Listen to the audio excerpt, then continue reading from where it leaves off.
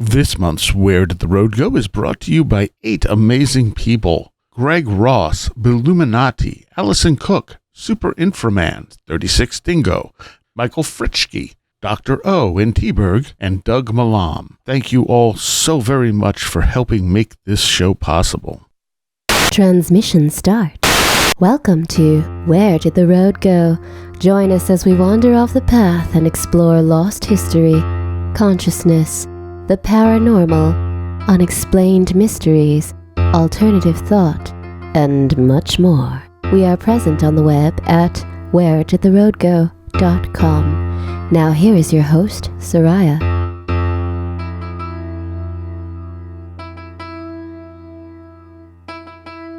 Welcome to this edition of Where Did the Road Go? And tonight I have with me Christopher Ernst. Hey, everybody. And returning, Tillie Treadwell. Hello, everyone. Merry morning or magical midnight. Thank you for joining us. Since you've been on, Tillie, you've started your own YouTube channel. Yep, I absolutely did. Thank you. And what is that? What is it about? Sure. My show is called The Weird Walk Home, and it is, you could think of it as a mashup between Coast to Coast AM and the Y-Files, which is a show on YouTube. Essentially, I wanted to create a show that was fun and often friendly or spooky, depending on the occasion, and that spoke about paranormal and quantum activity, as well as philosophy and displaying some of my own artistic talent, hopefully, that people will enjoy, and tie that all up with a nice little bow, hopefully, of positive encouragement somewhere along the way. All right. I have not checked it out because I only found out about it the other day. Right. I should have told you sooner. I'm sorry. But so the I like that. What's the title of it? The Weird Walk Home. Yeah, and ours is where did the road go? Yes, I noticed that when I was naming it. I thought about that, and I was like, "Oh, that's a really nice coincidence. I like that." I also like that since my show, this show is actually on radio first. And then it leads right into my music show, which is called The Last Exit for the Lost. Oh. So it has that nice balance of, where did the road go? Well, it went to the last exit for the lost. Yes. I like that. That's actually really harmonious. So the last time you were on, I want to talk a little bit about the Mandela Effect, but the last time you were on, one of the things people kept criticizing about your show is that the Roman numeral 4 has never been labeled as 4 eyes. Like, people were just adamant about this. And the first thing that came to mind to me is that Fields of the Nephilim actually have a song called Psychonaut, for which they have 4 versions. And they're labeled Liber 1, 2, 3, and 4, and the 4 is labeled with 4 capital I's. Yeah. So I did just the tiniest bit of Googling. And it turns out that is actually a very common thing. Prior to like the 1700s. Yep. Mm-hmm. Yep. So it says the notation with 4 eyes was used for the clock in the earliest Wells Cathedral, which was built at the end of the 14th century, has been conventional since then. Someone thought IV was not easily understood because it resembled VI and was also well balanced with VIII, which was placed in the symmetrical position. In the Middle Ages in Europe, the 4 eyes was generally used, not IV, to express the Roman numeral 4 until around the 17th century. So, for all those people who were attacking you and saying it has never been 4 eyes, it actually has been 4 eyes, and still sometimes is. There's a bunch of clocks on this page with four eyes for a Roman numeral 4. Yeah. Good for you, and thank you very much for bringing that up and sticking up for me a little bit, because, oh boy, those YouTube comments had me sweating. I checked them because I wanted to make sure, of course, that I'm making everyone as happy as I can with my storytelling and all of that good stuff. And I got roasted to Hades and back for my voice, which I can't control, and for the whole Mandela Effect thing. And I had written a paragraph from my official account saying, hey, you guys, I appreciate your feedback. Thank you for all of your time, and I'm very sorry for my voice. I'll look into moderating that a little bit, and I will also look into this because maybe I am crazy and maybe I am mistaken, and but then someone had said that having me on was a drop in quality for your show. I was like, you know what? I'm not sure I'm fit for the YouTube comment section. They're usually pretty bad. It kind of depends. But like I said, I mean, it no longer shows you likes and dislikes on the page. Mm-hmm. But the show was at like 7% likes. Cool. So it was, a few people that clearly needed to say something. Mm-hmm. And a lot of them were about the Mandela Effect things and things like, well, it was never a Roman numeral 4 with 4 eyes. And they're wrong. That actually comes from the watchmaker Seiko or whatever, Seiko. Yeah, Seiko. Yeah. Seiko, yeah. Or Seiko, yes. So, yeah, there were 4 eyes at one point. But more to the point, I think that people were missing what you were trying to explain. Yes, exactly. In that the Mandela Effect, in some cases, may be a very personal experience, not something completely widespread. And maybe maybe it's not quite the same thing as the Mandela Effect, but it's the same effect. It's just one person or a couple people are noticing and other people aren't. Yeah. Mm-hmm. I agree entirely, and that goes back actually to my days of being a professional paranormal counselor. I would have to often talk with clients about what is subjective opinion, what is subjective experience, and then what is actually objective and provable, and how in different timelines what is quote-unquote real switches. And some of the clients that I would work with, they could not make the leap to understand that quantum reality changes, and therefore what is real one second may not be the next, and that it can flip-flop, and that it doesn't make you crazy or wrong or anything. It's just a matter of understanding and respecting those changes and not being harsh towards other people when you think that they are wrong. Right. Because you very well could be wrong. And that honestly goes over, I think, most people's heads until they truly experience being on the hot end of that iron themselves, if that makes sense. Oh, yeah. Yeah, definitely. Yeah. And the thing is, we're working with our brains, which are not video recorders. They're not recording everything. Correct. They're not even telling us everything. They're interpreting a lot of it. Correct. So memories are not particularly reliable. This is true in many cases. There was a whole thing, I think it broke out on Facebook talking about the Mandela Effect, and the one that bothered one guy was C-3PO's leg being silver. Mm-hmm. Mm-hmm. And like, if like even Anthony Daniels, who played C-3PO, is like, oh no, it was silver. I never remembered it being silver. I never noticed it being silver. And apparently on the action figure, it's not silver. Right. So it's kind of like, was this something that people missed? Like the explanation for it is like, well, movies weren't in as high quality then, and you probably saw it in the theater once or twice, but then you only had, a crappy television to watch it on. And you probably just didn't notice it. Maybe that's the case.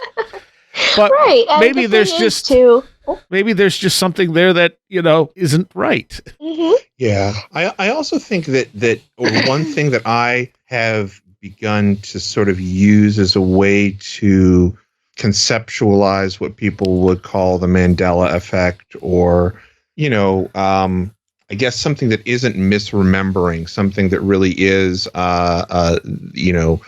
there's some, fundamental change. And I've been thinking of it in terms of retconning, actually. I brought that up last show. Yeah. Yeah. Did you? Okay. Yep. All right. Then maybe I got that from you, but maybe it was an earworm that I didn't realize was subliminal in there. But that's how I've, I think more often than not think about it, because it seems to me that, if we're going to take, these sort of Eric Wargo time loops models of time and, perhaps at the subtle level of, the creation, the non-physical level, that time doesn't exist in the same way. So there really could be, you put that on top of the, we are creating our own reality, through imagination, our imagination in many ways, if you want to go along with that, is creating reality, then it could, be retconning, which if people aren't familiar, is a comic book term, which essentially means, you go back and you say, oh, that isn't how reality was. It really was this. But we're doing it ourselves. So when you have maybe the entire, the Star Wars egregore, the Star Wars zeitgeist, whatever it is that is the Star Wars, consciousness, that enough people believe that 3PO's legs are a certain thing, then, they change. And, But, And two, I've been hearing that term retconning in more scientific circles lately. And in fact, when I was preparing to start my own show, one of my own friends and teachers had taught me about the scientific application of the term retcon and retconning, and explained that it has actually transitioned from just a pop culture kind of meme idea into a far more serious quantum scientific idea, even if there's not yet a scientific word for it. So retconning is right now the quote-unquote most scientific term for it right now that we have. And so I'm using that, but I'd like to find something that more people take more seriously, right?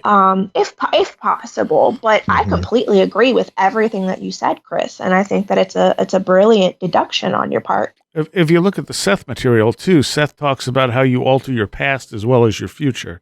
And that time is not this static thing where the past is in the past. It's but that gets a lot deeper, because that goes into also you learn from past lives that are happening simultaneously and multiple, dimensions of personality and stuff like that. Right. But the idea is still there. Go ahead. I'm so sorry. Please go ahead. No, I was done. I didn't mean to interrupt you. I was done. Go ahead. Okay. I wanted to say that I do fully believe in affecting the past as well, because I've had some of my own experiences seemingly with that, especially physically on my body. So I do believe that is very much a real thing, honestly. Yeah. Do you want to go into any more detail on that? Sure. Okay. So I have one example that I'm okay with sharing. Okay. I was in a bad car accident when I was a teenager, and I was left with a massive scar on one area of my body.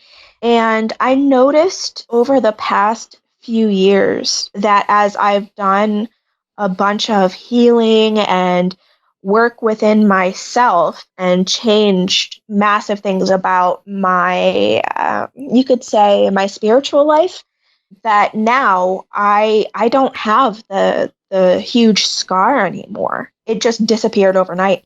Yeah. Yep. And I felt crazy. I felt insane when I first made that discovery. But then, as I said, I've been a paranormal counselor, and that gets into quantum counseling as well. And so I basically sat myself down as my own client and worked through it. So...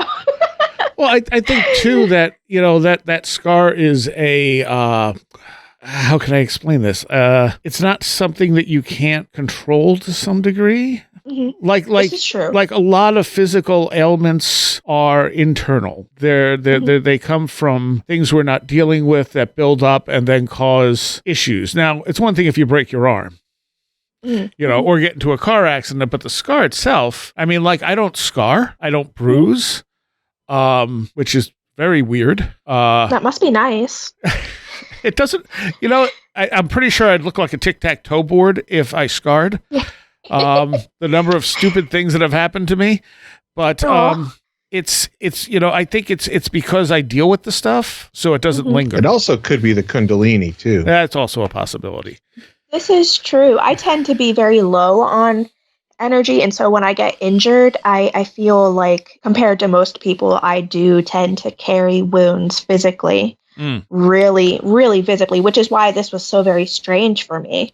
Yeah. The reason why I say Kundalini, for you, Seriah, too, is that in doing the research that I've done on some of these yogis in Southeast Asia and India, and, some of the people that I've talked to, when I was there, and in particular, just so that you're aware, Tillie, has to do with kind of like this lineage of a weird cross between Sufi mysticism and like Vedantic Hindu mysticism that I kind of grew up with. And within that, there are a lot of these people who are called musts that are essentially they're God mad is what the term is in India, but it means somebody that who their consciousness is in a different plane of existence, and their body is, they for all intents and purposes seem like, homeless or people who have mental illness and are homeless on the street, as many people are in India. But they actually, a lot of these people, they're surviving, they're not eating anything. They're in this incredible cold, or they'll get injured and the injuries will miraculously heal overnight. And, this was explained to me that this is all because of the Kundalini that, the prawn is essentially feeding them, that they're being fed by that. And so, it's kind of like a Wolverine healing factor is what it is. So I was thinking that, if you have something going on with Kundalini, like, Seriah does in whatever way or form it's manifesting, that might be one of the ways in which it manifests, is that you don't bruise, or you don't you heal better easily, or something like that. I don't know, it's the first thing that popped to mind. I mean, I think it sounds reasonable. I realized on one of the more recent shows I've done, might have been the one with Saxon, that you have not heard yet. Well, people out there may have heard it, but neither of you would have heard it because it hasn't been posted yet. I think the last time I had any serious bruising is when I had that experience where I was beat up on what seemed to be an out-of-body experience. Oh, yeah, that's right. And after that, I don't think I bruised again until I got the second COVID vaccine shot. Yeah. Which is why that freaked me out so much, is that like I had a bad feeling about getting the second shot, and then I bruised in a place that there shouldn't have been a bruise. And I was like, what is happening right now? Oh, wow. I mean, I sprained my ankle about a year and a half ago, and it never bruised. Yeah. It barely that swelled. Story though about the with your your guardian angel and that attack though, it makes sense. You want to tell that if people haven't Yeah, I should, because people keep asking where the name comes from. Yeah. And I've talked about it plenty, but I don't think I've talked about it in a long time. And I also don't remember the exact order everything happened in. So that happened where I think I had woken up one day, or maybe I was just asleep and became very, very lucid and realized I felt out of body. And I ended up at this potter's field we used to hang out at. And suddenly I was surrounded by these hooded figures that were just sitting on the ground, creating a circle. And there was this black shape, and it was huge, and it was just like a shadow, like lack of any light whatsoever. And suddenly it would run into me and slam me into the ground. Like it was like being hit by a truck, and it hurt. And I would get back up and it would do it again. And I had a spirit guide at the time who then started telling me, stay down or you're going to die. Oh, wow. And I kept getting up. I was like, no, screw that. I can get up. And I would get up, and every time it hit me harder. And so at some point she pulled me out of it, and I jolted back into my body, like literally like lifted off my bed, jolted back into my body, and had a little bit of bruising on my arms and chest from where this thing kept hitting me. Oh. And that didn't show up right away. It took like a day, and then I was sore as hell. And I noticed in a letter I had written someone, I said I spit up some blood, which I didn't record in my notes, but I wouldn't have said it if it wasn't true. And I'm like, oh, yeah. So I wasn't coughing up blood. I specifically said I spit up some blood, which means I probably bit my tongue or my lip or something in the process of the whole thing. But that was one of the big events that then what followed was a Kundalini awakening that made me feel like I was dying. And I was just like, what is happening right now? Like I like something was horribly, horribly wrong. And at the end of it, I didn't know what Kundalini was at this point. At the end of the experience, all this stuff, just like it was like a sudden understanding of all this stuff that happened in my life. And I just started writing page after page of, oh, this is what this is. This was what that was. That's why this happened. This was, and I'm like, what is going on? And I think a couple of days later, we had gone to see the Scorpions, and I was sitting in the back seat of my friend's car. And as we're driving along, like my friend is asleep next to me. My other friend is driving. His sister's asleep in front of me. So there's two girls in the car. And this woman's voice very loudly says, Seriah, through my ear that is against the window, facing the window. And it rattled me. And the two girls in the car, like I said, were asleep. There was no noise in the car. And I said to my friend driving, I'm like, did you hear that? And he's like, hear what? And I'm like, never mind, because it was loud. There was no, if it was outside my head, there's no way he wouldn't have heard it. And I knew immediately that was supposed to be my name. And I said, I'm not using that. Not going to use that. And over time, I slowly started going, well, maybe I'll use it as like a pen name. And so I started using it a little bit. And as soon as I did, everything just opened up to me and put me on the path I'm on now. Yeah. I find that tends to be how it works. You make that one change, and then all of a sudden, your whole world has changed. It was almost like I was acknowledging who I was. One of the things I realized, huh? Oh, I was just saying yes, acknowledging who you are. What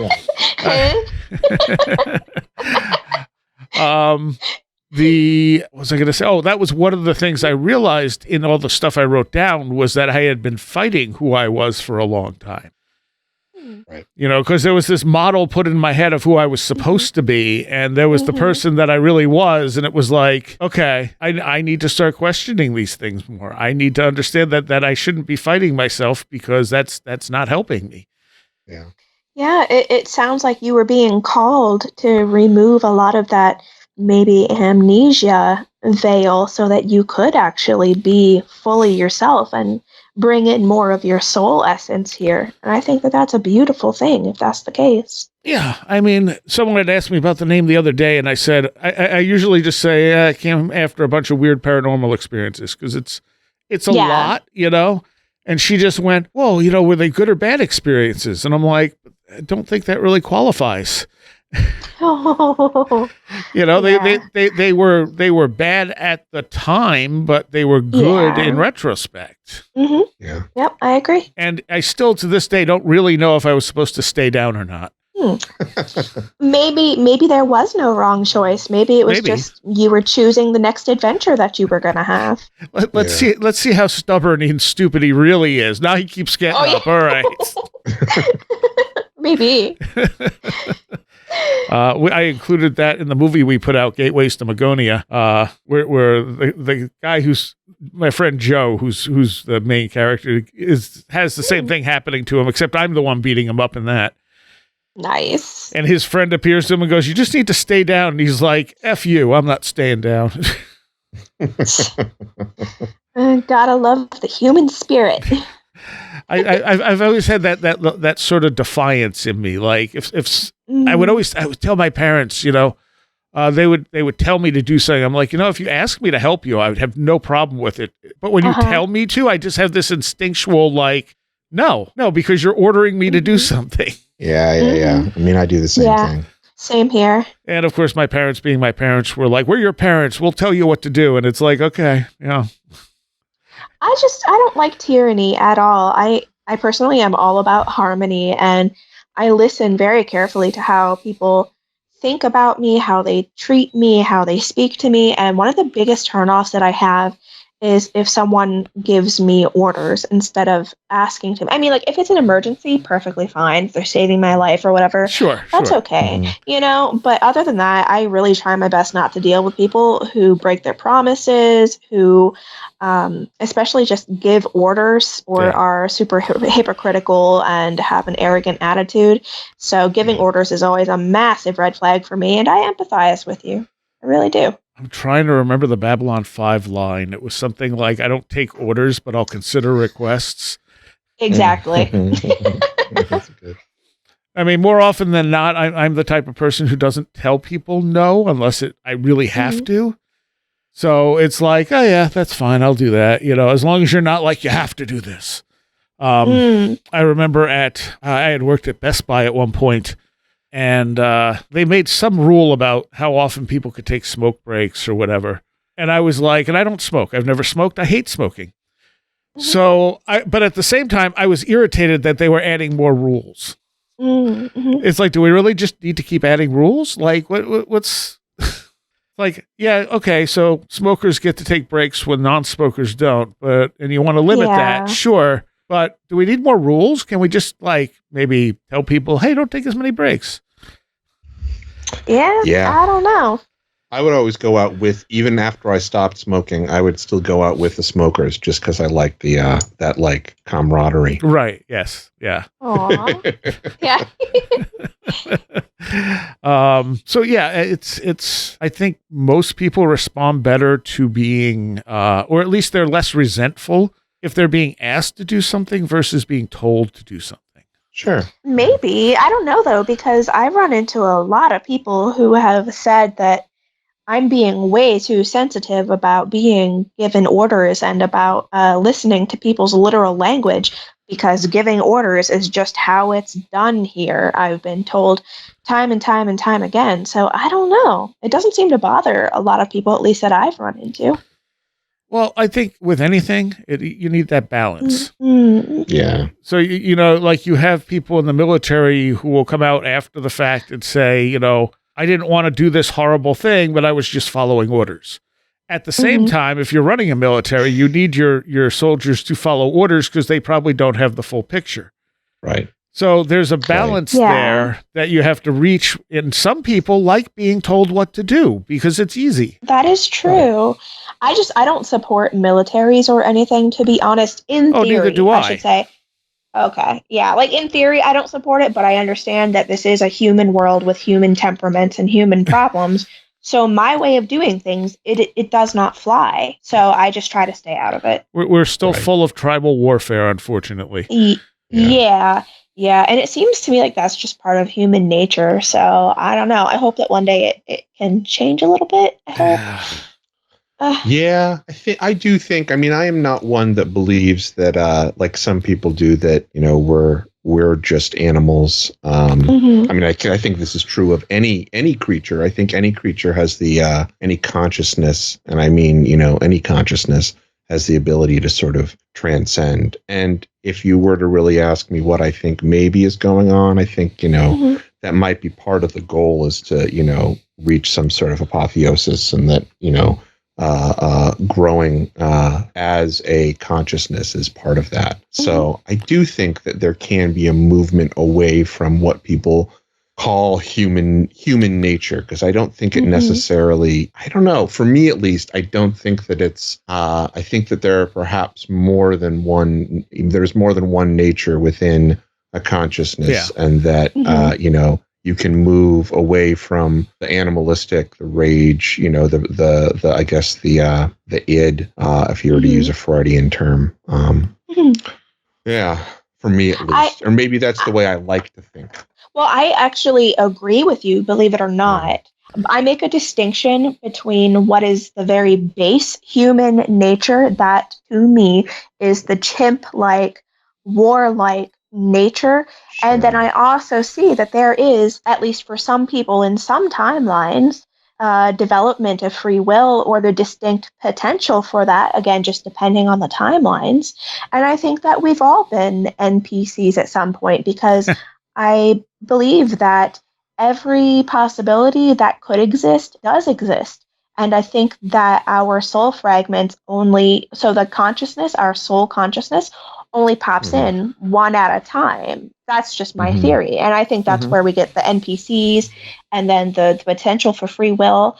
And so my goal is just to continue trying to offer my understanding and my encouragement in hopes that more people can develop that free will and move away from that tribal nature and whatnot. I hope that ramble made sense. Yes. No, I think it did. What do you explain to me? And this is because I'm old and I'm probably dumb and knowing exactly which. I mean, I know what an NPC is. Non-player character. I'm being silly. I know what an NPC is, but when you use that term, do you mean sort of like mindless, like just kind of going along with whatever is being fed to them, not thinking for yourself type thing, or?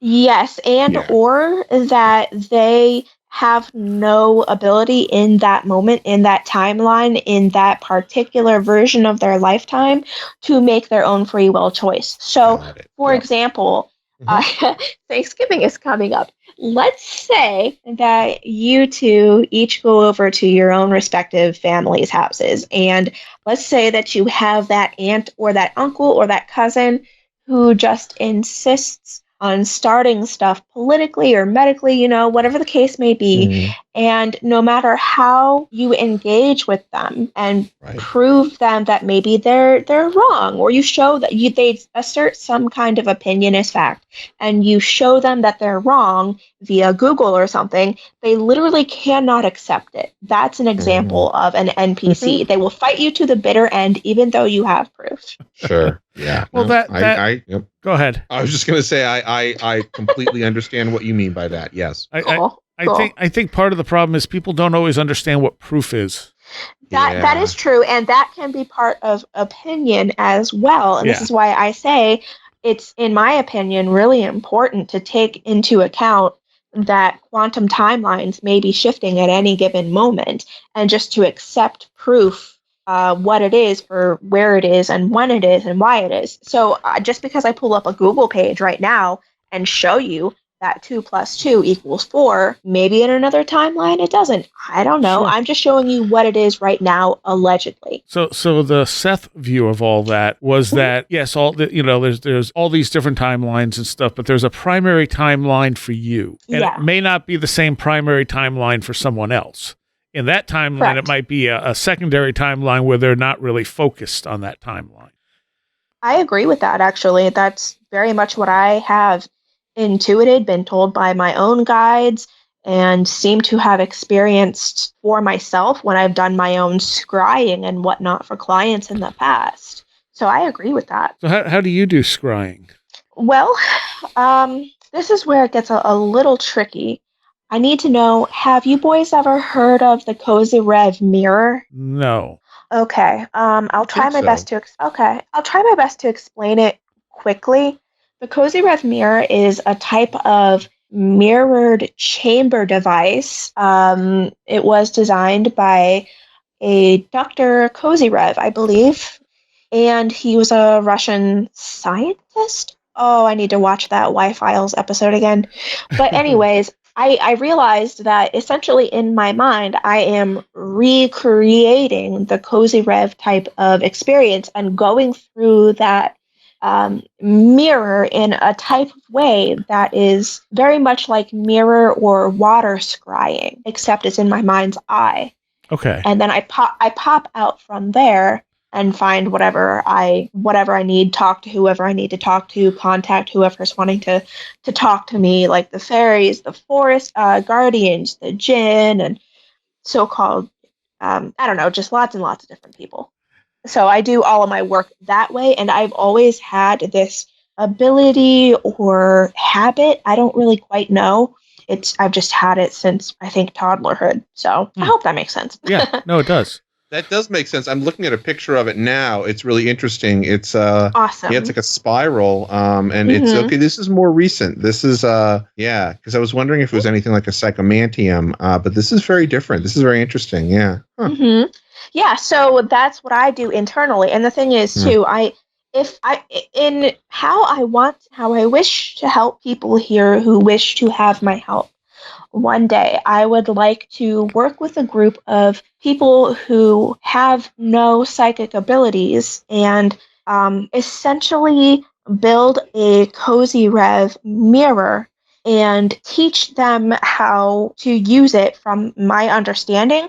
And then I have a protocol for weaning them off of that mirror and learning how to do the scrying as I do it. So they're taking the mirror and putting it into their own mind's eye, transferring the mirror to a trigger object, and then transferring that trigger object to the mind's eye. And then that way people would be able much better, I would hope, to be able to help themselves and to help others and find a greater depth of creativity and curiosity, open-mindedness, and encouragement to build their own personal heavens on Earth.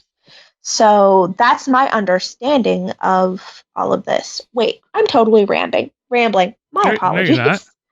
No, that was good. Okay, cool. I mean, I don't think I've ever used a scrying device. I've always used meditation and focus in on something, and then I would either get information or I wouldn't. Ren would be the one to talk to. He's built a pretty Wren, another frequent guest co-host here is he has a pretty great, I mean, he has a psychomantium, but he's also got, what were some of the, he's really been doing a bunch of scrying stuff, and he's posted some stuff to the private Slack where he's showing all his mirrors and things like that. But there's something else that he built recently that I'm forgetting what it is. Yeah, it's very cool. So I would love to hook up with him sometime. Yeah, absolutely. He's not on a lot because he's usually very busy, but he kind of inspired me with the Black Mirror thing, where I'm like, okay, I want to make a Black Mirror just because it looks cool, if nothing else. Right. Yeah. And then I realized that in the scary barn I have in my property, and we call it the scary barn because it just looks like a face, and it's an old barn. It looks like the top of the Amityville house is what it looks like. Oh my! Wait, did you post a picture of that on Facebook recently? No, that's the non-scary barn, but that's the barn all the weird stuff happens in. Okay. So the scary barn, though, I went over and I looked in one of the things and realized there's 30 windows in there that came off of old barns and stuff. And I was like, what if we fixed this barn up and literally lined it with black mirrors? Right. Okay. I'm like, that could be that could make the scary barn scary. Yeah, it absolutely could. I mean, it sounds like it's holding a bunch of energy already to me. That barn, not so much, but the other one, man, the stuff that, there's been so many times where I've said, I wish I had this, and I walked into that barn, and then I found it there. I went, okay, I didn't know I owned this. Okay. Oh, gotcha. I think I'm mixing up the two barns. I'm sorry. Yeah, so that's the one I posted the picture of. That's the big barn. Okay. The scary barn's a little barn, and that's the thing. It's not in as bad a shape, so it wouldn't be that hard to fix. And there's so many windows right there. Because I'm like, what am I going to do with all these windows? I see people around here putting them at the side of the road and stuff. And I'm like, they're not really worth anything per se. Spray paint the back of them and hang them all up. Yeah. And just line the entire building with them. That'd be cool. That's the barn where you can still go the upstairs. The stairs are still okay. Yeah. You and I did the video from there. Yeah. Okay. It's just other than getting 3 knocks from it after doing a ritual, nothing has ever happened there that's weird. It just has a creepy vibe to it. Yeah. Huh. Okay. But I want a magical wishing barn though, as far as the other one goes. Shoot. Right. Yeah. But it was always like at one point I said, man, I really wish I had a power washer. And I went in there to get something, and I turned and went, what is that thing on the floor? I'm like, oh, it's a power washer, but it didn't work.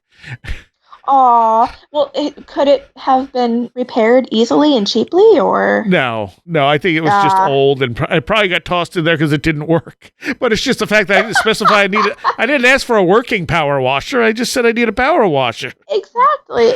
It was a wink from the universe. It's like, here you go, power washer. It's like, okay, but it doesn't work. Be more specific next time, sir. I wonder what it is, though, about barns. I've come across a lot of information about barns being creepy or haunted or enchanted. I always want to know, what is it exactly about them? What do you boys think? I don't know. I think it depends on the barn. Some barns, especially ones that are in use, they're just barns. But it's the ones that are old and slightly in disrepair that just, I think, give that creepy vibe. Yeah, I think so. And it's maybe, there's maybe, I don't know why there would be a fear of wildlife or animals in there, but maybe for some people there is. I don't know. Certainly not for people that grow up on a farm. Maybe it's something about it being not, when it's in disrepair, there's something ruinous about it. It doesn't, it's like uncanny valley, maybe. It's somewhere between a ruin and a actual building. Yeah.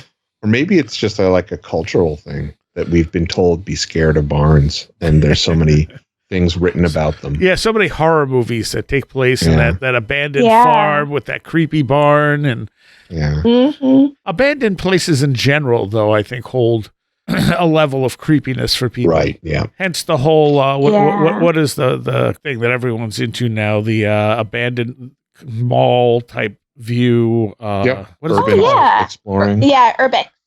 No, not that. Well, there's that, but there's also there's a specific type of fiction. Oh, I'm not aware. What Backrooms? Oh, Backrooms. Yeah. Oh, yeah. So I mean, that started as I don't even know if I would call it a meme that shows my disconnect, but it's it was a phenomena that came out of like a creepypasta type thing, I think. Yeah, I think so.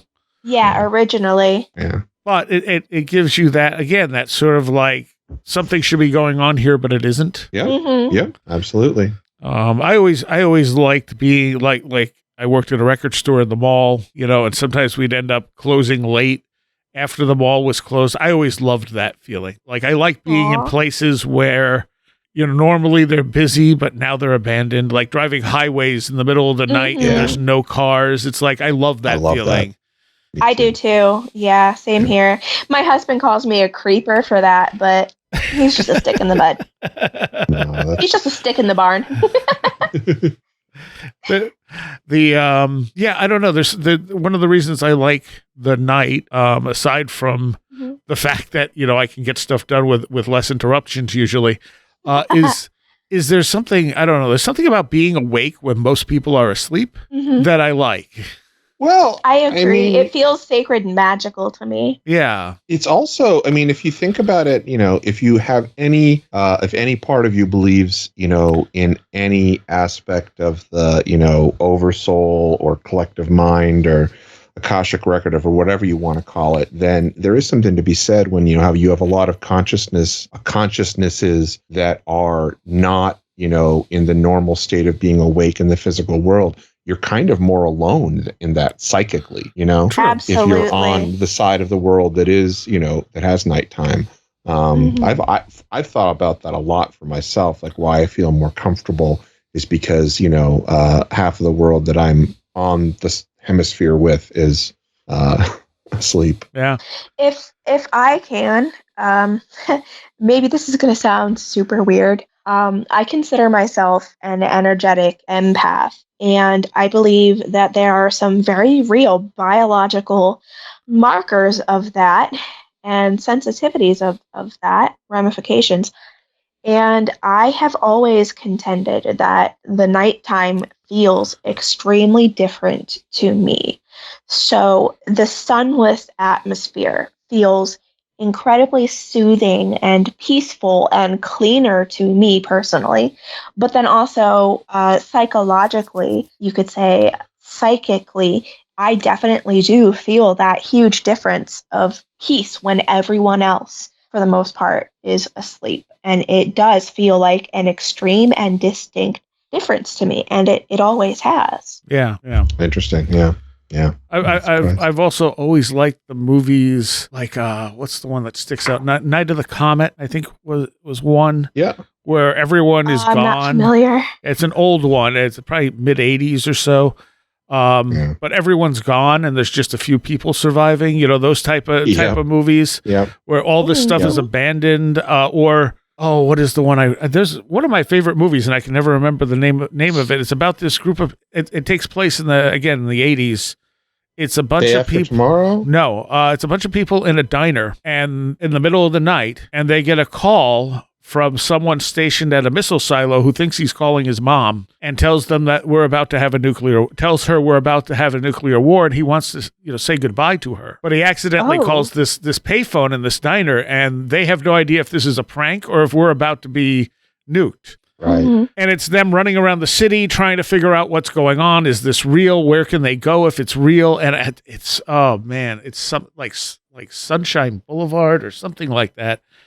And I've never heard of it. I could never remember the correct name of it. It drives me crazy. I got to figure out what this is. Yeah. Let's see if Google will help here. Yes, please. But yeah, I had a similar, one of the reasons why I have an affinity for nighttime and the moon. I mean, beyond, somebody were to read my chart, I got moons all the way down in my chart too. But when I used to have like out of body experiences while I was dreaming when I was younger, I don't really have them anymore. When I was a kid and a teenager, there would always be a very particular moon that was in the sort of sky of the astral, plane that I was traversing, and it always gave me this feeling of, or it still gives me this feeling of, the freedom that comes with that kind of a travel, being away from your body, and a calmness. Yeah, there's something calming about nighttime and the moon. Yeah, as well. So that movie is That movie is called Miracle Mile, and it came out in '88. Oh, Miracle Mile! Absolutely, yes. I totally know that movie. Yes, I know exactly what you're talking about. Duh. And it has a pretty messed up ending too. Yeah. I hate watching sad movies. I'm not going to watch that one then. Yeah, it's got Anthony Edwards in it, right? I just closed the guy from ER and Revenge of the Nerds, Goose from Top Gun. I just like the feel of the movie because it's happening in the middle of the night where they're kind of, it's pre-internet. It's got a cool vibe to it. Yep. So yeah, it's that vibe that you don't get. There were a bunch of movies that came out pre-internet that were like that you had that cool vibe of being sort of alone in the night. Because you couldn't just pick up a cell phone, you couldn't just log into the internet and find out where you were or what was going on or whatever. The internet kind of takes that away. Mm-hmm. So now the closest you get is when you end up not having an internet signal for a few minutes. Yeah, basically. I like that though. I find that comforting. But that's because I can't navigate my way out of a paper bag. Maybe you guys are different. I certainly rely on, satellite maps. I will, but I used to like maps themselves. I used to be really into physical maps. It's interesting how much of a consciousness change that the internet really had on our culture. Mm-hmm. It really is, isn't it? I was reading an article about how writing. I wasn't reading an article. I was reading a book, which I hope to talk about on the show, called Godstar, and it's because it got sent to me off my Amazon list, and it's been something I've been wanting to read for a while because it has. It's the basic theory that Saturn was our original sun. This is where the EU people... Right, yeah. I've heard that before. And he has... this book is thick, and it starts off with the mythologies and stuff like that, but then it goes into the scientific evidence, and I'm like, okay, this is what I've wanted to see, because I love the idea, but I'm not convinced it was ever really a thing, so this is, But he's talking about how things shifted drastically when we started writing versus... oral tradition, because with oral tradition, you had to be very careful to get the story right. And he talks about, like native cultures now, if they're telling a story and the storyteller gets saying wrong, people will be like, no, that's wrong, because they all know the story. Yep. And so it stays more intact. But once you start writing it down, as he points out, like you no longer have to remember it. Yep. It's true. So I remember hearing too that the Native American tribes, they would choose their storytellers very carefully, and they had to memorize everything note by note, song by song, word by word, in order to be certified by the chief, I think. That sounds whoever was appointing. Yeah, whoever was appointing. And I wanted to say, too, there is a YouTube channel that I think you'd find absolutely fascinating. It's called... Jay Dreamers, Jay, and then Dreamer with a Z at the end. Huh. He actually has made episodes about the scientific proof and the folklore behind Saturn being our original sun and what that must have been like or could have been like, and the plasma apocalypses. And there's a whole bunch of stuff that you might find interesting. I've talked to Wal Thornhill before he passed away about it. I just what I wanted was a book with the hard data that I could actually look through.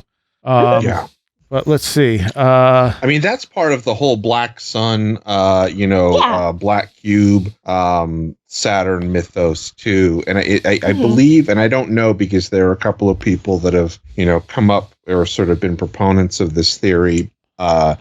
This is I believe the Thornhill one that's where we were like in a permanent midnight sort of, or twilight. Yeah, in a like a purple haze, I think, actually. Purple haze. Yep, right.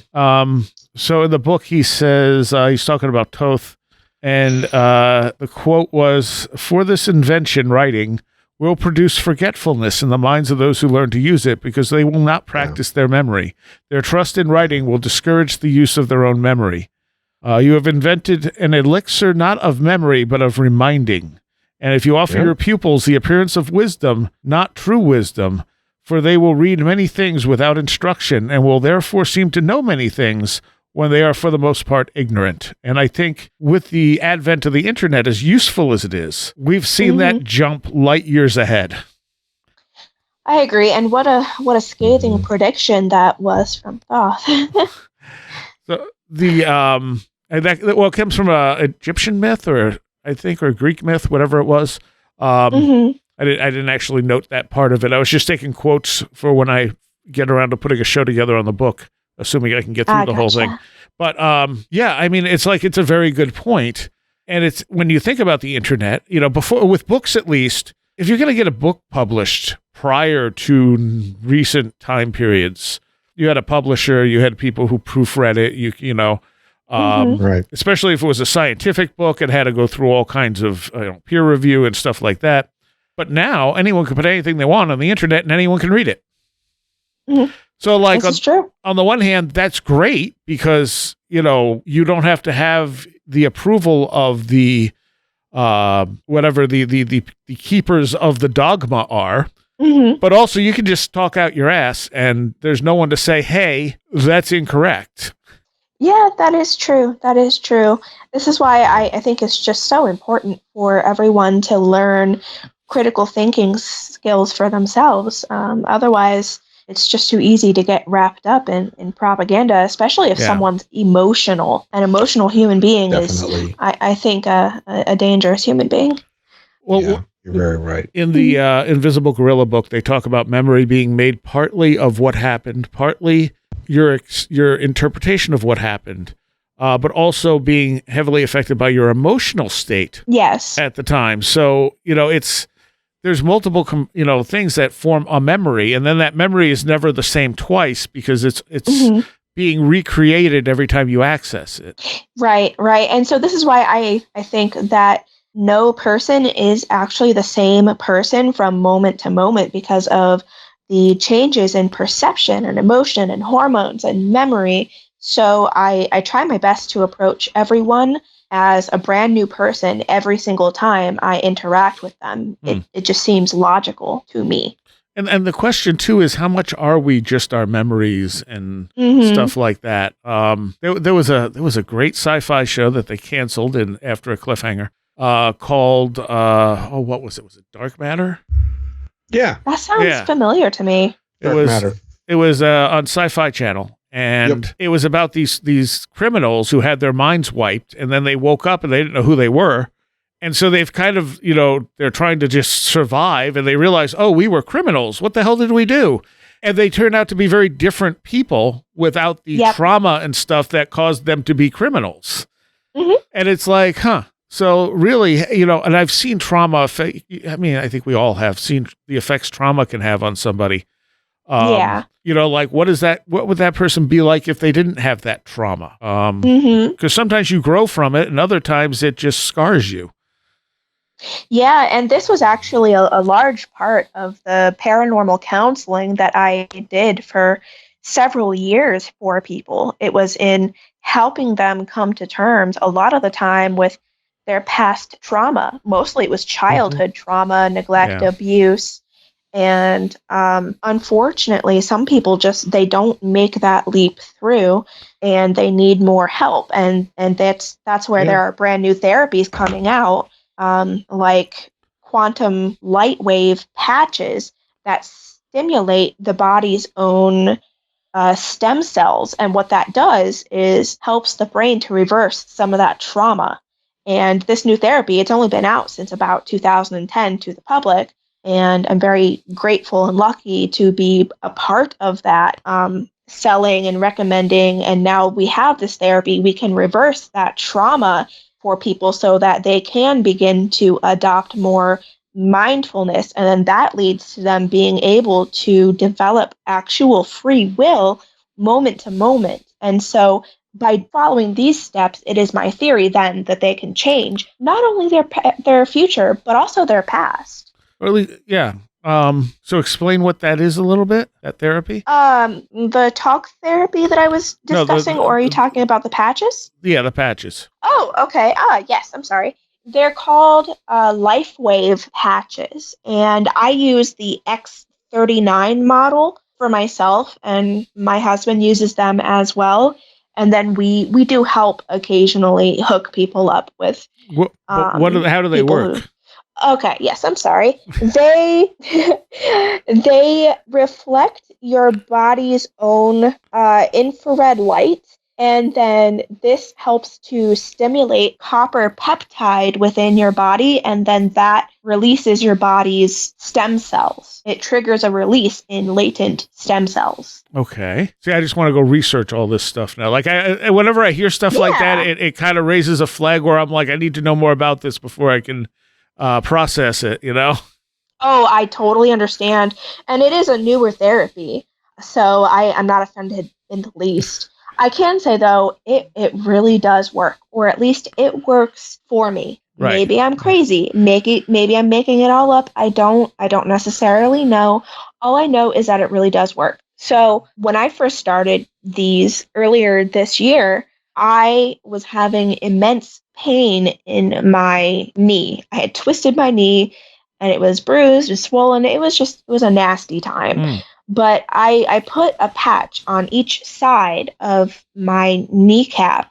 The pain was completely gone within 2 hours. So Saxon, the last time he was on, was talking about, I can't remember what it was, but something else. It wasn't quite like that, but it was something that stimulated the muscles in a way that would like relax muscles. And I can't remember. That was probably just like low frequency.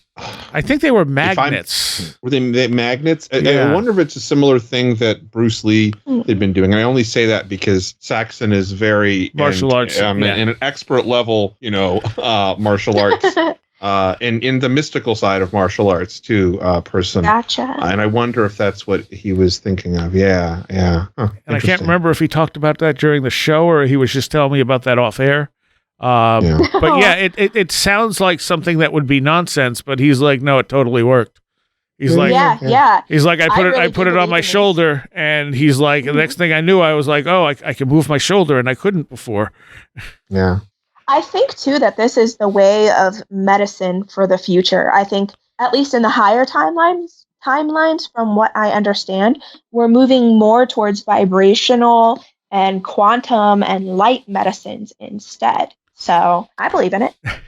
I can't say I believe in it or not. I just don't like the terminology because it gets overused so much. Which terminology? All of that. Okay, fair enough. Because it gets used in the new age stuff that is nonsense very easily. Like people will throw quantum out a lot without really knowing anything about what quantum even means. Gotcha.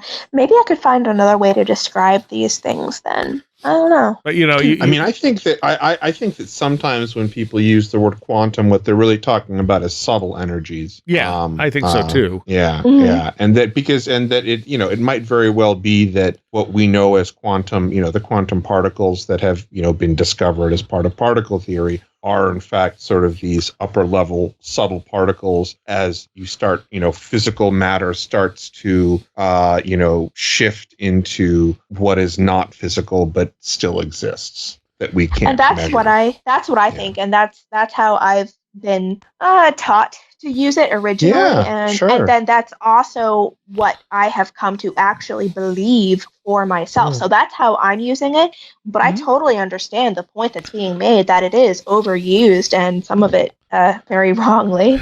Yes. We got to take a quick break. We'll be right back. All right, contact info and a recommendation. Contact info can all be found at wheredidtheroadgo.com. There's email links and links to all our social media, Facebook page, Facebook group. Discord, what used to be Twitter, everything. Emails, especially if you have a short story you want to share with us for a listener story show, is stories@wheredidtheroadgo.com. But again, all that stuff can be found on the site, so check there for all of that. As for a recommendation, I'm digging back into the past a little bit. I didn't have anything come right to mind this week, but I had gone through an old folder of podcasts I had downloaded and realized there's a few that haven't existed in a while. And I was like, well, some of these were really good, and I just kind of forgot about them. There was one called Small Town Horror, and that one was interesting. I just very, very much enjoyed that one. I assume it's still available. It, I think, ended in like 2017 or something like that. Yes, and a quick Google search shows me that, yes, you can find the episodes. John Grills is the guy who did them, and it's just called Small Town Horror. And here it just says Ryan Jennings ran from the horrors of Creighton 18 years ago. Now he's coming back to face his greatest fears and search for answers. If I remember right, it's not all that paranormal, but it was a cool, sort of horror podcast. So that's my recommendation, Small Town Horror. Yes, all right. And also, I recommend if you're into heavy music, check out my music show, The Last Exit for the Lost. And that's at www.thelastexit.org. And there's more stuff there than you'll ever be able to get through. And there's a new show every single week. All right, back to Where Did the Road Go? I am here with Tillie Treadwell and Christopher Ernst. And we were talking about the way terminologies and stuff in some of this stuff gets overused or used wrongly. The one I'm seeing used a lot now that I think there's something very much to is orgone energy. I think when you look at Wilhelm Reich's work, he was onto something. But now you're seeing people sell all kinds of orgone things that are just nonsense.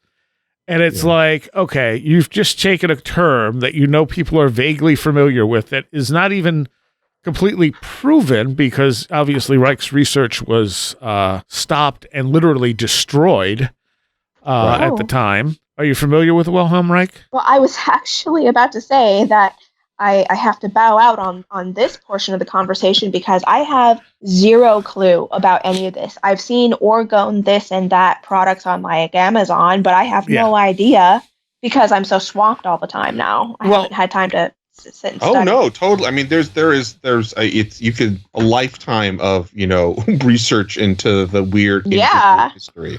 Yeah. So Wilhelm Reich was what was he? A psychologist? I think he was. He was. He was contemporary with Einstein. He was a medicine and he did medicine, but he also did psychology.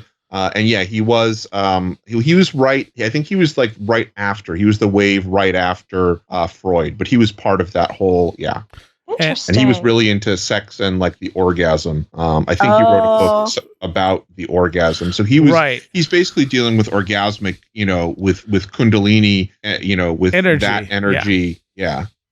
A subtle energy that is generated by sexual energy that when you're in the 1950s is frowned upon even talking about. Right. Mm-hmm. And so he created things like Cloudbusters they were called Cloudbusters, but they'd actually create rain. Or supposedly, he could also draw in UFOs, but not like physical spaceships, but just weird, almost organic-like creatures that would appear in the sky. Yeah. Really? And he was building these like modified, I think they were like modifications on Faraday cages. But basically, these things that he ended up calling orgone accumulators, and they were, supposedly able to raise your energy levels and transfer energy. This energy. I mean, this to me, like sort of knowing the history from the other side, this sounds like somebody who has discovered, Tantra, but doesn't really know what it is. What it is. Yeah. Oh, okay. Oh boy. And then he got what was the FDA arrested him for shipping an orgone accumulator across state lines or something, which he was not this supposed is in like the 40s or 50s. Not supposed to do. They arrested him, threw him in prison. He developed pneumonia or something and died in prison. And then they burned all his books and all his research. Yeah. So some of it survived because associates and family members literally put it in a vault for 50 years, saying the world is not ready for this. We're going to lock this away for 50 years. And hopefully by then, culture will have woken up enough that this can be looked at more seriously. Yeah. The problem is, I'm going to have to look into that. That's fascinating. I've never heard of it. Oh, it's totally fascinating. Yeah, if you have time, absolutely. I'm sure there's some you can find some videos on him on YouTube or some books, or it's all over the place. Yeah. And one of the things that Peter Robbins has a picture of is that at Rendlesham Forest during the time they had the UFO encounter. There was actually a cloudbuster on the U.S. base there. Mm-hmm. Really? So the military was looking at Reich's research as well as lots of other stuff, that potentially had benefits to them. Yeah. But yeah, he has a picture of the cloudbuster. Thank you for teaching me something new. Sorry.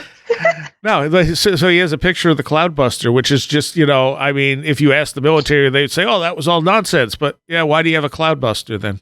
Yeah, I don't trust the government. Well, yeah, you shouldn't. They lie to you more often. They lie even when they don't have to lie. That's the problem. Anything's an opportunity for propaganda. So it's we didn't do anything wrong, but how can we twist this to make it even better? Yeah, never let a good crisis or a good situation go to waste. I think is what they say. Man. But yeah, but the thing with Reich's stuff is now suddenly in the last 5 years or so, I've been seeing all this Orgone stuff pop up that's based on nothing, but they like using the term because the term is very in the New Age crowd now. Yeah. Right. Well, interestingly, I just realized that I can flip off of the Skype call and it'll still stay on, which is really awesome. And I pulled up Google. And I just put in, quote, Orgone Cloudbuster. Before anything else, what popped up was a bunch of colorful-looking things for sale on eBay and Etsy. Yeah. That's interesting to me. Yeah. There's this is cool, I think. There's a room /Cloudbuster with dual lights for $155 on Etsy. It's this little thing sitting on a table. I wonder how well that works. Yeah, I mean, a lot of them are made it's just some person making them somewhere. And if they have if they even work, I mean, because you got to consider there's also the placebo effect on some of this stuff. Right. Which is, a frustrating thing for scientists who are, trying to figure out, well, does this medication work? Well, wait, the people who didn't have the medication sometimes get better results than the people who did. What the hell's going on? Yeah. I think that life and results are a lot more malleable in many cases than people may realize. I do think that mind over matter is huge here. Oh, it absolutely even is. as physical as a place this is. And that's the thing. I mean, there's obviously a consensus reality. That's what I think. And, if we're all living in the same consensus reality, I don't know. I mean, there is one of the John Dies at the End books talks about it has this cult in it who believe that only certain people are they're in a simulation and only certain people are actually players and the rest are NPCs, and it's perfectly fine to kill the NPCs because they're NPCs, Right. And it's and that when you get into simulation theory, that just makes everything that much weirder. But I think we're not separate from our environment. And when you I don't think so. When you look at the paranormal, that's just another part of our environment that we just don't quite have a grasp of. But other cultures seem to have a grasp of, older cultures seem to have a grasp of. I agree. On my show coming up the next few weeks, I get into that actually with an episode specifically about contemporary haunted houses and why they're haunted potentially from a quantum standpoint or a scientific standpoint, vibrational standpoint, and how they're haunted. So beings or people being in air vents or behind the curtains or in the closet, stuff like that. And then in the next episode, I'm going into house fairies and brownies and whatnot.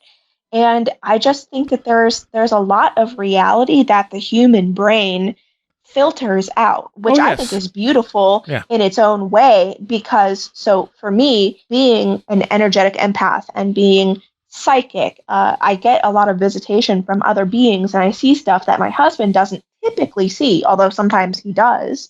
And sometimes I just think about how nice it must be to just have the typical human experience where this stuff is thoroughly separated out from the daily experience. You know what I mean? I think that's boring.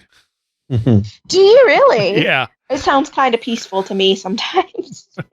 Can I ask what sort of stuff is it, and what senses? Like, is it smells, sounds, and sight, or? Yeah, sometimes it's a mixture of all three. Sometimes it's just one or two things.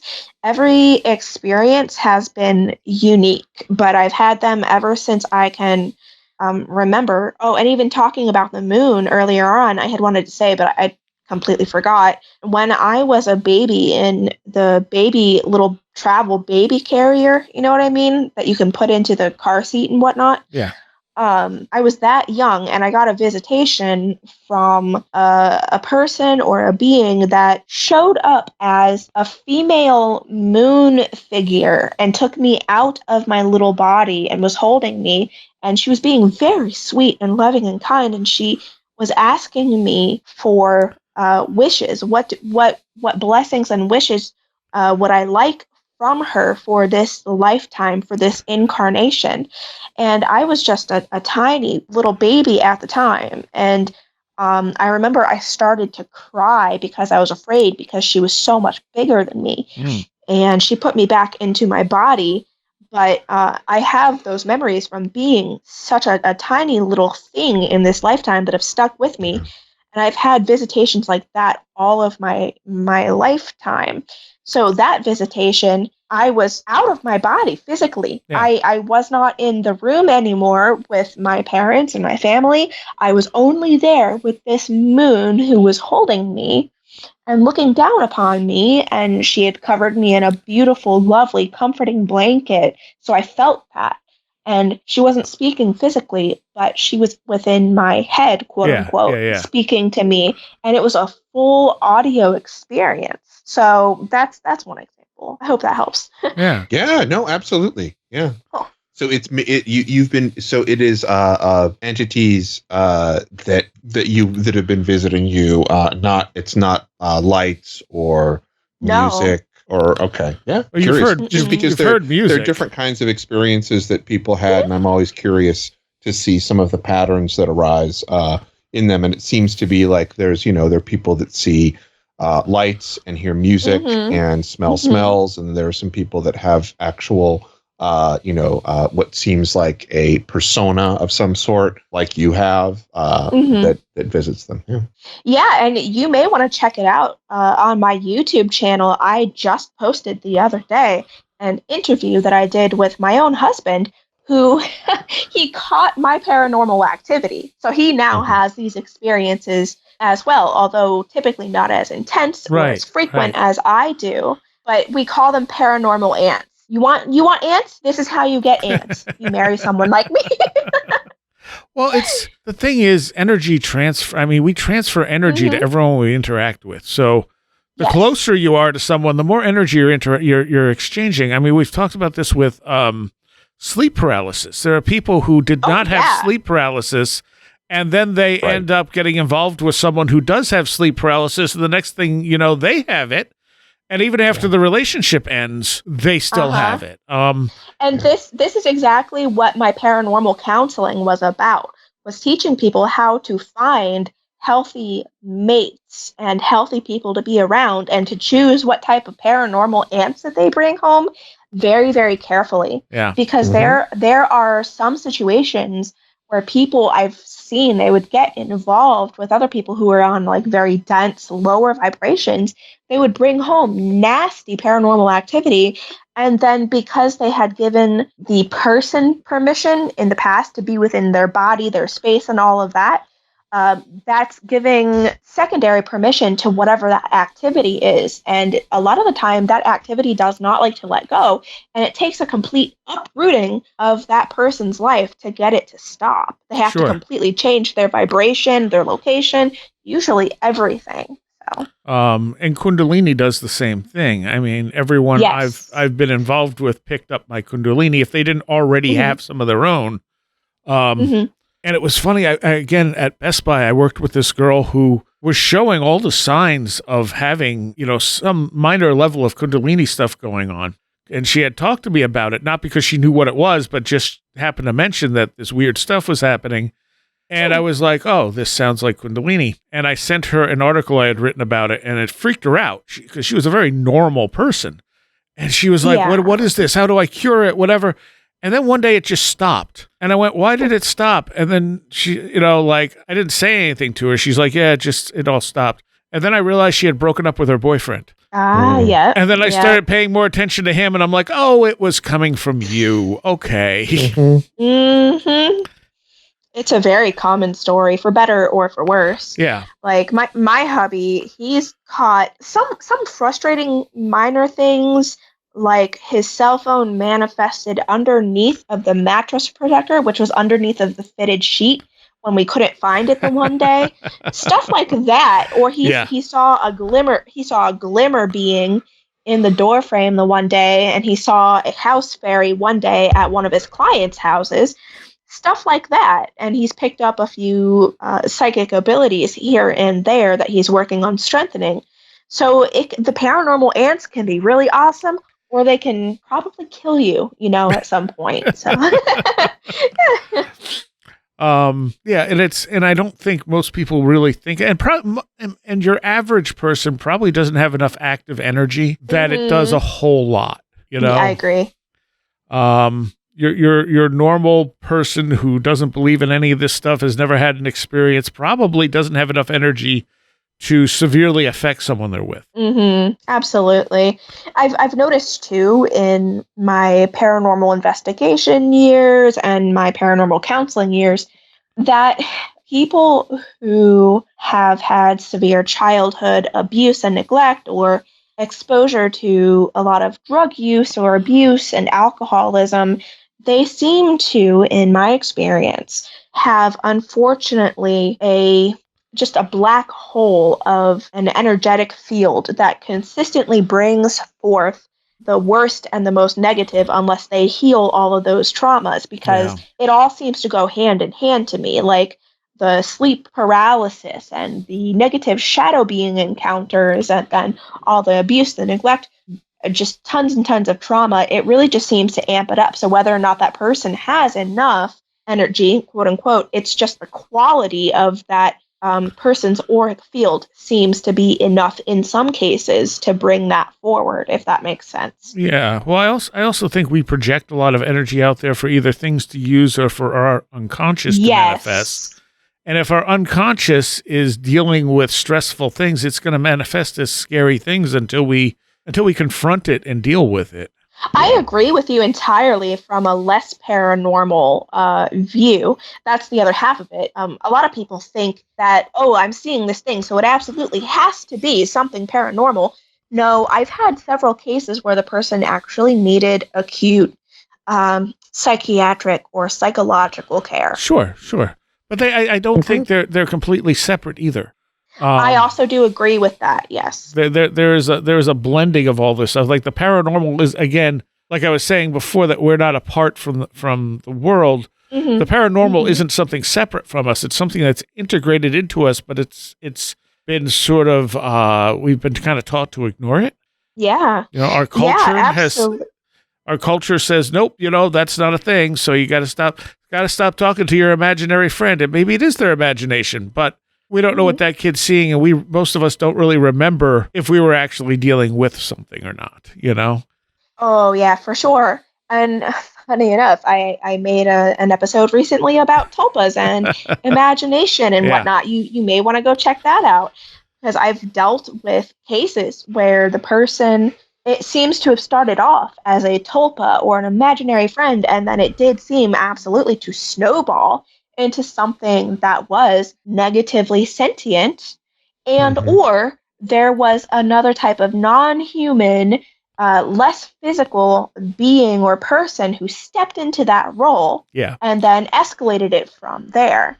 And these things all do flow together. And then if you've got, again, like the trauma and the alcoholism or abuse and neglect in childhood, then you have, unfortunately, typically a person or a child who dissociates and has weaker or no auric boundaries, and they're physically weakened from all of the stress, and it's just a perfect storm, really. Yeah. That is. I would agree. In the other book I'm working on, I mean, one of the things I try to do is kind of present all these different ways of looking at these different phenomena, and ghosts in particular. There's so many possibilities of what's going on. Yeah. You know, it's like, and they may all look similar because they all look like, well, it's a ghost, but there could be, 10 different explanations for the same phenomena. I'm working on an enchanted Christmas tree episode right now, and that's one of the main points that I'm going to be making with some of the footage I've collected from people swearing that it's a ghost coming out of the Christmas tree. Really? So is this, explain this.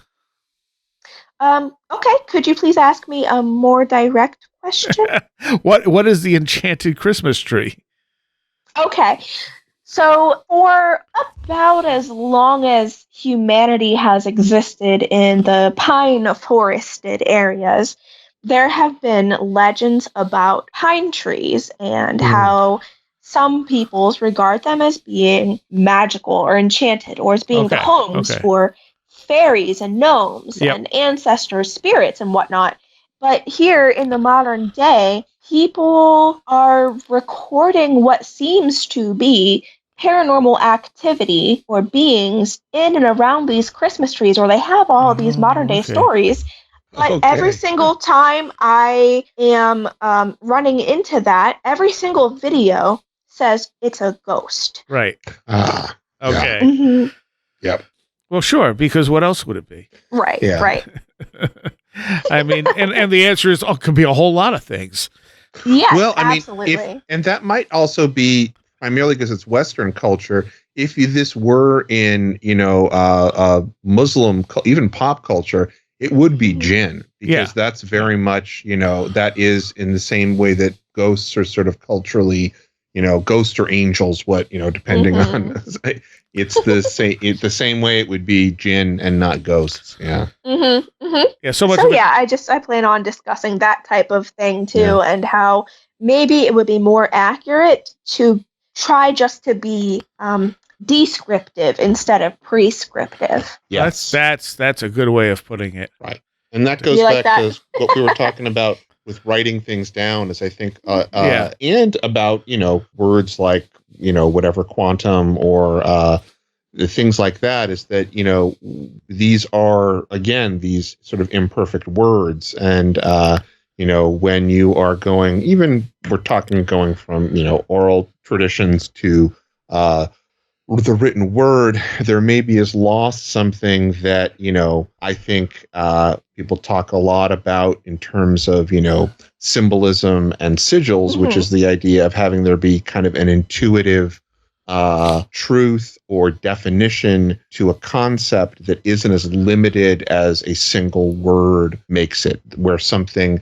can contain contradictions and things that don't fit together, but it still is a cohesive singular gesture or thought or idea, and that it's more of and again, the word intuition and intuitive has become another one of those words that's been co-opted and kind of used for nefarious purposes. But yeah, it's I think that's part of what's going on in these situations.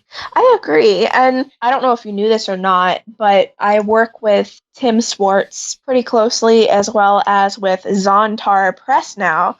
and I'm an author on that team. And something that I really love about that whole team is that they're very careful about the use of language and how things are put out into the books and into the world. And I just love that this seems to be more of a cultural shift coming down the pipe. And I really hope that it continues, especially listening to you, the way that you're talking. I can't wait to read your book. Well, we are out of time. So, Tillie, tell people where they can find you. Absolutely. Anyone can email me at theweirdwalkhome@gmail.com. My YouTube channel is The Weird Walk Home.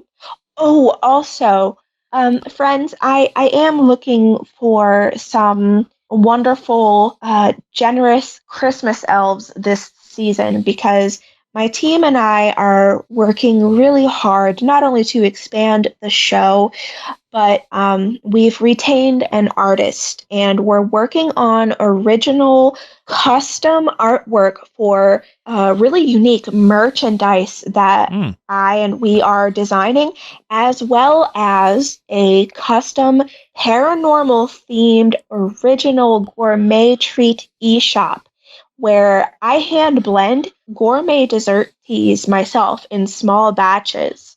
And we would like to open up a whole eShop online for people to enjoy. Everything would be paranormal themed, and I think that it would be a lot of fun. I'm putting together subscription box ideas and seasonal gift box ideas, holiday gift boxes. There's a lot going on. So if anyone would like to support us, that would help us so very much. And if that's not on the menu for this holiday season, that's okay. I would love to just have some new friends on the channel, help spread the word, because I think that the future is full of possibilities, and I think it's magical, and I'd like to share it with you if you'd have me. And Chris, where can people find you? brightrectangle.com, or if I'm not swamped with work, probably here. and your two movies, A Hill in the Hole and so movies Corpse? Hill in the Hole is still on Troma now, and Hill in the Hole and Corpse are both on Amazon Prime, and at some point Magicians Long to See, which is the movie about Where Did the Road Go, will be somewhere. Yes. We will tell you as soon as we know. All right. Thanks, both of you. Thank you. Thank you. I want to take a moment here to give a shout out to all of my Patreons, because without you, this show would not be possible. And a special shout out to those of you pledging $10 or more. Greg Ross, Illuminati, Allison Cook, Super Inframan, Stephen St. George, 36 Dingo, Tim, Andrew Nichols, Matthew Sproul, Midnight Review presents Christine, a blue 2nd Gen MR2 drifting around a Japanese mountain, Patricia Giaquinta, Alex Whitcomb, American Rambler, Andrew Maines, Andrew Malone, Ann Witowski, Barbara Fisher, Beverly Williamson, Big Boy Lemona, Bright Rectangle, Charles Davis, Charles in Florida, Land of the Crazy and Communicable, CJ, Greg Parmenter, Diane B., MTK, Eric Citron, Eric Todd, History and Coffee, J. Otto Bullitt, Jack Huntington, James Lindsay, Jim and Sophie, John Mattingly, John Bracken, Carla Mahoney, Kevin Schreck, Cool Kitty, Kristen L., Laser Printer Jam, Lauren McLean, Linda, Linz Jackson K., MJ Armstrong, Mark Brady, Mr. Weird, Oli Andre Olar, Paul Jeffries, Perry Peters, Philosopher of Mirrors, Riker and Stark, Ron Dupre, Sam Sharon, Schmooples, Devourer of Mortal Souls, Stacy Sherwood, Stevie Norman, Strange Stories with the Seeker and Skeptic Podcast, Tactical Therapist, Taylor Bell, Thunderboy, Tyler Glimstead, Varosh K., Vincent Treadwell, Will Gebhard, Will Powell, Wren Collier, Annabelle Smith, Caroline Walker, TDT Skunkworks, and Craig Sagastumi. Thank you all so very much. There's a Patreon segment to go along with this show that'll be out in a few days for patrons. If you want to become a patron, it's only $3, and it gets you a lot of extra content all month long. Also, Chris and I were on Tillie's show, which on YouTube you can find at The Weird Walk Home, as she said during the show. It's a two-part thing that we talk about that she labeled a Fortean season, Christmas figures in Fortean form. It is not a Christmas show, although we do talk about the idea of Santa Claus as a tulpa. So if you want to check that out, go subscribe to her YouTube page, The Weird Walk Home. All right, I want to welcome a bunch of new Patreons this week. Todd B., Dan Lauren Hughes, Jad, John W. Luther, Leslie Zier, and Maureen Batita. Thank you all for joining up, and I hope you enjoyed the extra content. See you next time. You have been listening to Where Did the Road Go? This show is made possible in part from our Patreons, and we thank you and everyone listening for helping us continue this exploration of the strange. You can always find everything Where Did the Road Go related at www.wheredidtheroadgo.com. And thank you so much for your support.